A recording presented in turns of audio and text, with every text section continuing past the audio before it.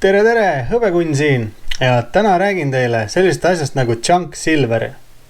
Et mis asi see junk silver täpselt on ja kust teda kasutati.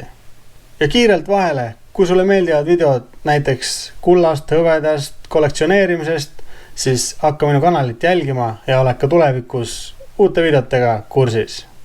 Aga asume siis asja kallale. Mis asi see junk silver täpselt on?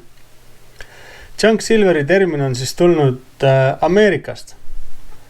Et siis põhimõtteliselt kutsutakse junk silverit hõbedaks, mis on vähemalt 90% hõbeda sisaldusega. Ehk siis näiteks kõik laual olevad sendid on vähemalt 90% hõbeda sisaldusega.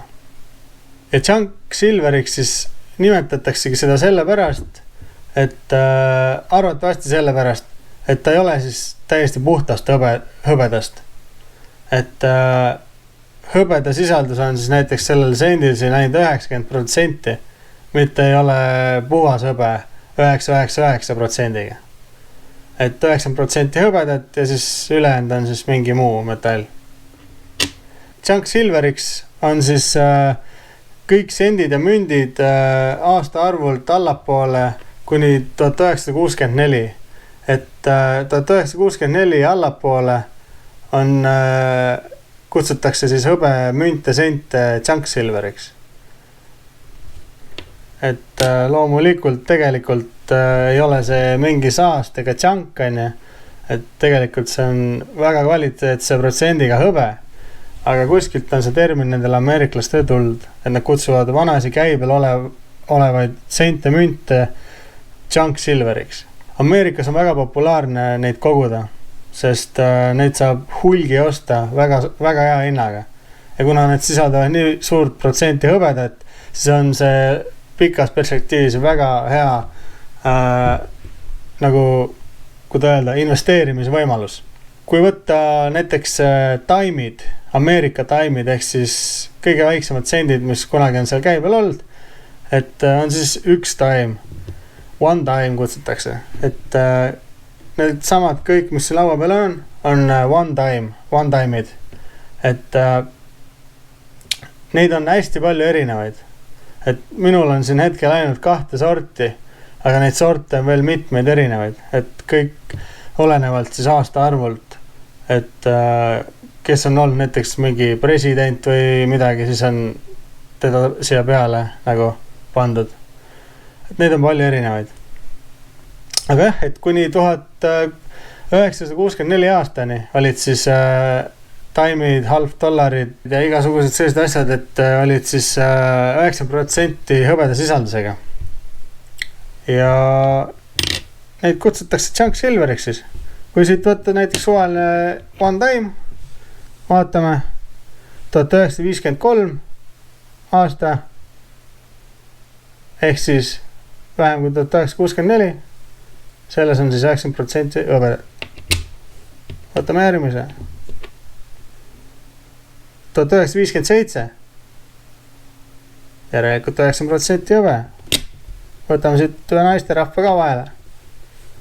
Aastaks on 1941 ja 90% hõbe siis järelikult. Et jah, nii ongi. Näed, 1964 aasta, et see on siis viimane aasta, kui tehti 90% sisaldusega hõbe taime. Et nii on. Ja muidugi 1964 ja ülespoole, et siis tehti veel neid taime, aga siis oli juba hõbe sisaldus selline, kuidas ma ütlen, 40% vist oli, kui ma ei eksi, oli see hõbeda sisaldus ainult, kui juba ülespoole läksid need aastad. Ja siis kutsutakse, isegi on olemas nagu sellised wartime'id või kuidas öeldakse, sõjaaja sellised, et kui ma nüüd puusalt panen õieti, minu meelest olid nood 30 või 35% ainult hõbeda sisaldusega. Aga nad on nagu üsna haruldased, et paljud koguvad neid lihtsalt juba ajaloo pärast. Aga kui võtta ainult see junk silveri termin, siis kuni 1964 aastani olid siis 900 prooviga hõbesendid sellised. Mul on siin üks $50 ka. See on aasta arv on tal 1945. Et kuni 1964 tehti siis 90% silveri hõbedaga, et siis see 1945 aasta on ka samamoodi. 90% on siin hõbedat sees. Ja ma arvan, et nüüd te siis teate, mis asi see junk silver täpselt on.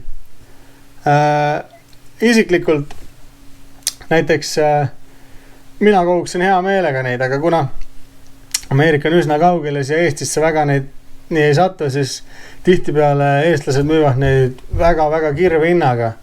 Et sellel lihtsalt ei ole mõtet, sellel ostul ei ole mõtet. Et Ameerikas, kui sa reaalselt saad neid seal kilekottide kaupa, väikesed sellised kotid, et sealt saad mõistliku hinnaga, siis tihtipeale need eestlased siin, ma olen tähele pannud, et küsivad juba selle ühe väikse sendi eest küsivad 5 eurot, et no see ei kõlba kuhugi, et aga noh, eks igaüks ise teab, mis ta teeb. Aga ei, mulle iseenesest väga meeldivad need, et kui ma mõistliku hinnaga saan, siis eks ma ikka proovin osta. Ma arvan, et saite nüüd aru, mis see junk silver tähendab ja enim kasutatakse seda siis ikkagi Ameerikas ja kui teil see video meeldis, visake like ja kui tahate tulevikus veel ägedaid videosi näha, siis hakake minu kanalit jälgima ja näeme juba järgmises videos. Tšau!